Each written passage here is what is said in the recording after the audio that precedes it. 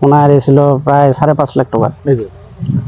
তো পোনাখিনি এৰাৰ পিছত দেখা গ'ল যে মাছখিনি ডাঙৰ হৈ আহিলে আমাৰ অক্টোবৰ মাহত। ডাঙৰ হৈ অহাৰ পিছত তো লাহে লাহে কি হ'ল, এইখন বিলত বিভিন্ন মাঝি, বিভিন্ন আপোনাৰ নাও থকা মানুহ, মানে আৰু এখন বিভিন্ন ধৰণৰ দুষ্ট চক্ৰ আৰু প্ৰায় 30-35টা নাও, তেওঁলোকে আহি মাছ মৰা আৰম্ভ কৰে। লাহে লাহে অধিক মাছ মৰা আৰম্ভ কৰে। তো এতিয়া আমাৰ মাঝি অহাৰ পিছত যিটো আমাৰ মাছ মৰা যিটো পদ্ধতি, যিখন মানে জাল কয় আমি, ফেঞ্চিং জাল, জালেদি মাছ মাৰিছোঁ। এতিয়া চাইছোঁ আমাৰ বিলত মাছে নাই। গতিকে দুষ্ট চক্ৰই দিনে ৰাতি মাৰিছে। আমি যিমানখিনি ডিউটি কৰিছোঁ, ডিউটি কৰাৰ পিছতো মানে আমাৰো ভাগৰ লাগি যায়। ডিউটি আমি সদায় কৰিব নোৱাৰোঁ, আমাৰ 12 ঘণ্টা প্ৰায় ডিউটি আছে। ডিউটিৰ মানুহ কথাও নামানে। চকীদাৰ এজন ৰখা হৈছিলে, তাৰ কথাও নামানে। তো লেচিদাৰকতো পাত্তাই নিদিয়ে। তো পাব্লিকে কৈছে এইটো বোলে আমাৰ বিল, আমি মাছ মাৰি খাম, এইটো কোনে কি ক'ব। তো সেইটোৱে কথা। আৰু যিটো আমাৰ এই কোৱাৰ্টাৰলি যিটো আমাৰ চৰকাৰী কৰ আছিলে 46,200 কিমান টকা না, তো সেইখিনি দিয়াৰ কাৰণে আমাৰ দিগদাৰী হৈছে অলপ। তো আমি চৰকাৰী আৰু মীন বিভাগক এইটো আহ্বান জনাম যে যাতে এইটো বিলাৰ যিটো আমাৰ কৰটো আছে এই বছৰৰ, আমি দিবলৈ হয়তো সক্ষম নহ'ম। গতিকে এইটো যাতে বিভাগীয় কৰ্তৃপক্ষে এটা ব্যৱস্থা লয়।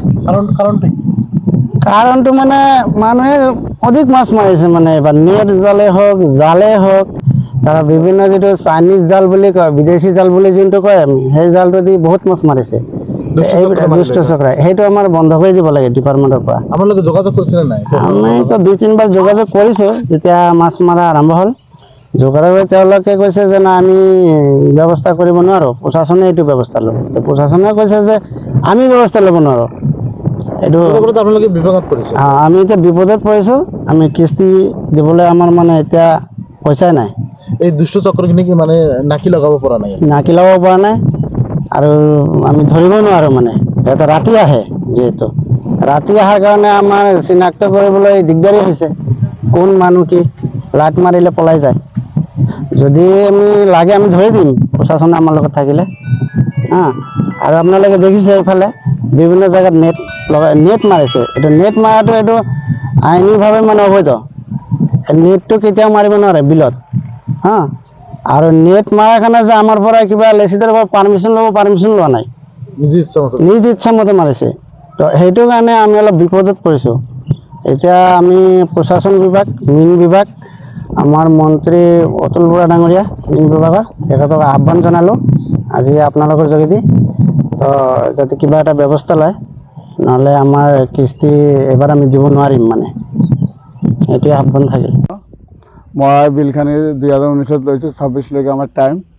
আৰু মই বিল লোৱাৰ পিছত মই 4-5 লাখ টকা মাছ এৰাৰ পিছত কি হয়, কিছু মানুহ আছে দুষ্ট চক্ৰ, সি মাছখিনি নেট বা কাৰেণ্ট ফাঁচি দি সি মাৰি লৈ যায়।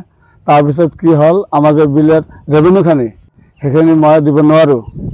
মানে বহুত টকা লছ হৈ গ'ল। এইবাৰতো একদম অপাৰত সেই বস্তুখিনি ৰেভিনিউখিনি দিয়াৰ কাৰণে মই আমাৰ থানাতো জনাইছোঁ, আমাৰ লয়াৰ আছাম, অভয়পুৰ ফিচাৰী অফিচ তাতো মই জনাইছোঁ। কোনো লোকে কোনো ষ্টেপ লোৱা নাই। তাৰ কাৰণে কি হ'ল, মই ৰেভিনিউখিনি দিয়াৰ কাৰণে মানে অপাৰক হৈছে।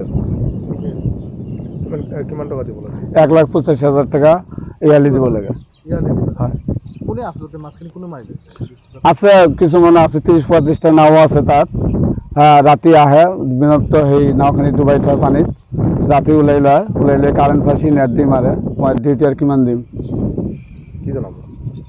জনাম কি, বিভাগক মই জনাইছোঁ আগতো, মানে আমাৰ ৰেভিনিউখিনি মুকুব কৰি দিয়ক, আৰু তেনেহ'লে তেওঁলোকে কি ব্যৱস্থা কৰিব অৱশ্যে কৰিলে হ'ল।